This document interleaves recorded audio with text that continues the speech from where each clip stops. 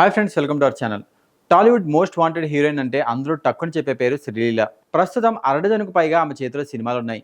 Young హీరోల నుంచి senior హీరోల వరకు చాలా సినిమాలు ఆమె చేతిలో ఉన్నాయి. శ్రీలీల నటించిన సినిమాలు నెలకి ఒకటి విడుదలవుతుంటే ఆమె ఎన్ని సినిమాలు చేస్తుందో అర్థం చేసుకోవచ్చు. టాలీవుడ్ లో మోస్ట్ వాంటెడ్ హీరోయిన్ ఎవరైనా ఉన్నారంటే అది ఖచ్చితంగా శ్రీలీల అనే చెప్పాలి. మరే హీరోయిన్ కి సాధ్యం కాని విధంగా వరుస సినిమాల్లో నటించి స్టార్ హీరోయిన్ గా గుర్తింపు తెచ్చుకుంది. తెలుగు ఇండస్ట్రీలో శ్రీలీల పేరు మొన్నటి వరకు మారుమోగిపోయింది. అయితే గత కొంతకాలంగా శ్రీలీల హవా తగ్గిందనే చెప్పాలి. ఆమె నటించిన సినిమాలు బాక్సాఫీస్ వద్ద ఫెయిల్ కావడంతో శ్రీలీలకు ఆఫర్లు కొద్దిగా తగ్గాయి. అయితే తెలుగులో అవకాశాలు తగ్గినప్పటికీ తమిళ, హిందీ భాషల్లో అమ్మడుకు అవకాశాలు దక్కుతున్నాయి. ఇదిలా ఉంటప్పుడు బాలీవుడ్ ఎంట్రీకి కూడా శ్రీలీల రెడీ అయిపోయింది. స్టార్ హీరో సైఫ్ అలీ ఖాన్ కొడుకు ఇబ్రహీం ఖాన్ ప్రస్తుతం దిలర్ అనే మూవీ చేస్తున్నాడు.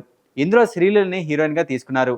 నాగ చైతన్య కొత్త సినిమాలో కూడా హీరోయిన్ శ్రీలీలనే. అలాగే అక్కినేని అఖిల్ సినిమాలో కూడా శ్రీలీల హీరోయిన్ గా నటిస్తుంది. బాలీవుడ్ యంగ్ హీరో కార్తిక్ ఆర్యన్ తో శ్రీలీల ఓ సినిమాలో చేస్తుంది. ఈ సినిమాలో హిట్ అయితే శ్రీలీల పంట పడినట్లే.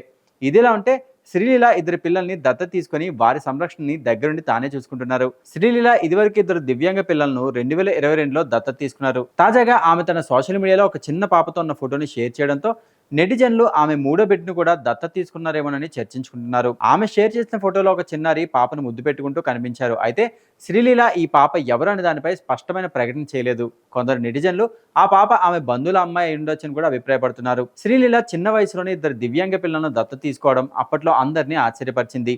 ఆమె మంచి మనసుకు మంచి ప్రశంసలు దక్కాయి. ఇప్పుడు మరో పాపతో కనిపించడంతో ఆమె దాతృత్వం మరోసారి వార్తల్లో నిలుస్తోంది. శ్రీలీల ఈ విషయంపై అధికారికంగా స్పందిస్తే గానీ దీనిపై ఎలాంటి క్లారిటీ వచ్చే అవకాశం లేదు.